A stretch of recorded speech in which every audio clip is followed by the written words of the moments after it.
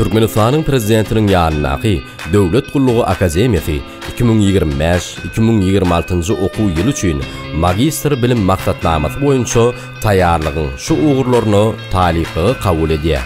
Bilim we pedagogika, mollumçylyk ilmleri, taýýarlygyň ugry, ilim we bilim işgärlerini dolandyrmak, ykdysadyet we dolandyryş, taýýarlygyň ugurlary, sanly dolandyryş, döwlet dolandyryş, işgärleri dolandyrmak, hukuk işi, taýýarlygyň ugry, konstitusiýa hukugy, administrativ hukugy, maglumat hukugy, okuwlar türkmen diline geçirilýär. Okuwlar tölewli esasda alınıp barylýar. Akademiýa taýýarlygyň ilim we bilim işgärlerini dolandyrmak ugry boýunça ilim we bilim çygyryny ýokary bilimden pes bolmadyk dünýäde bilimi bolan, taýýarlygyň sanly dolandyryş ugry boýunça kompýuter tehnologiýalary çygyryny ýokary bilimden pes bolmadyk dünýäde bilimi bolan, taýýarlygyň döwlet dolandyryş we işgärleri dolandyrmak ugry boýunça ykdysadyet we dolandyrış çygyryny ýokary bilimden pes bolmadyk bilimi bolan, taýýarlygyň konstitusiýa hukugy, administrativ hukugy we maglumat hukugy ugurlary boýunça hukuk çygyryny ýokary bilimden pes bolmadyk dünýäde bilimi bolan,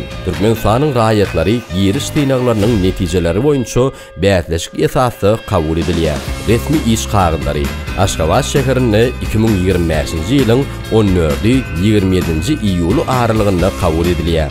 Ýeriş tyýnaglary we okuwy kabul edilmek Türkmenistanyň prezidentiniň ýanyndaky Döwlet Gullugy Akademiýasynda Aşgabat şäheri 2025-nji ýylyň 29-31 iýuly aralygynda geçirilýär. Ýeriş tyýnaglary ýokary bilimiň okuw maksatnamasy esasynda şu aşagdaky dersler boýunça döwlet diline geçirilýär.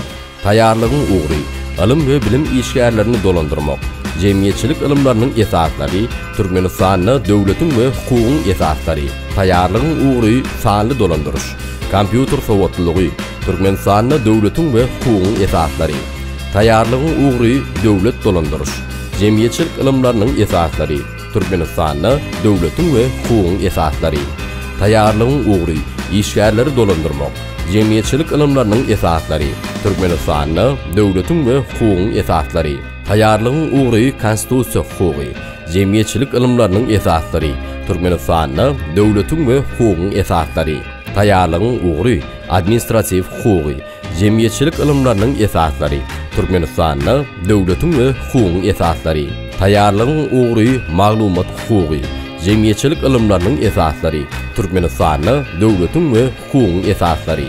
Bellenlen wagtda ýeriş tyýlagyna esasy sebeplere görä gelmedikleri goşmaşy mümkinçilikler berilmeýär.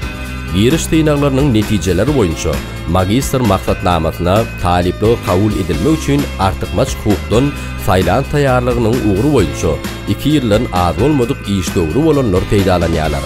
Türkmenistanyň prezidentiniň ýanyndaky Döwlet Gullugy Akademiýasynyň salgysy Aşgabat şäheri Bagtyarlyk Etrawy Göroğlu köçetiniň 82-nji jaýy. Habarlaşmak üçin telefon belgilerimiz 39 37 43 39 37 44.